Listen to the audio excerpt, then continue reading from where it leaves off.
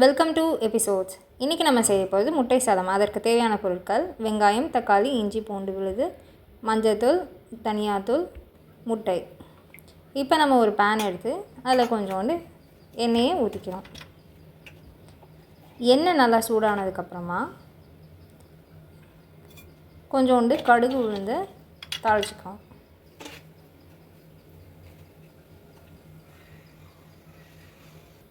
இப்போ பார்த்திங்கன்னா கடுகு உளுந்து நல்லா தாளிச்சாச்சு. இப்போ நம்ம வெங்காயத்தை சேர்த்துக்கிறோம். இப்போ வெங்காயம் நல்லா வதக்கி அதோட கலர் நல்லா ப்ரௌன் ஆகிற வரைக்கும் நம்ம வதக்க போகிறோம். வெங்காயம் சீக்கிரமாக குக் ஆகணுன்றதுக்காக நமக்கு தேவையான அளவு கொஞ்சோண்டு உப்பு நம்ம சேர்த்துக்கிறோம்.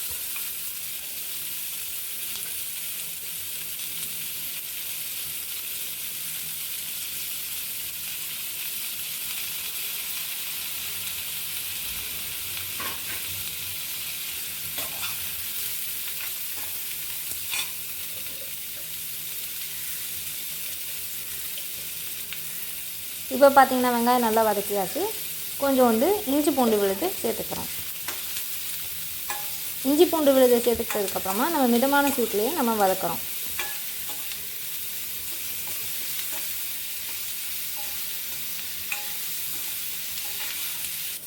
இப்போ நம்ம தக்காளியை சேர்த்துக்கிறோம்.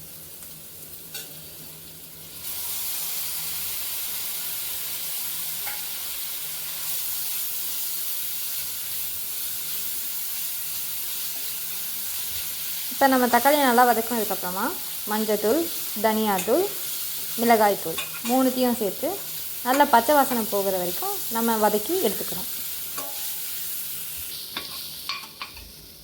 இப்போ பார்த்திங்கன்னா இந்த மிளகாய்த்தூள், மஞ்சள்தூள்லாம் சேர்த்ததுக்கப்புறமா கொஞ்சம் ட்ரையாக இருக்கிறதுனால கொஞ்சோண்டு தண்ணி தெளித்து நம்ம வதக்கிக்கிறோம்.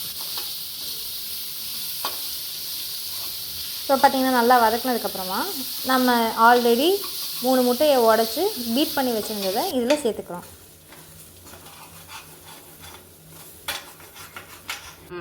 இப்போ இந்த முட்டையை நல்லா நம்ம கலரி சின்ன சின்ன பீசஸாக வர அளவுக்கு எடுத்துக்கிறோம். இப்போ பார்த்திங்கன்னா முட்டை சாதம் செய்கிறதுக்கான நல்ல பதத்தில் வெந்துருச்சு. இப்போ நம்ம ஆல்ரெடி வடித்து வச்சுருந்த சாதத்தை இதில் சேர்ந்து நல்லா கலரிக்க போகிறோம். அடுப்பை மிதமான சூட்டில் வச்சுட்டு நல்லா முட்டையும் சாதமும் நல்லா கலர்ற மாதிரி கலரிக்கணும்.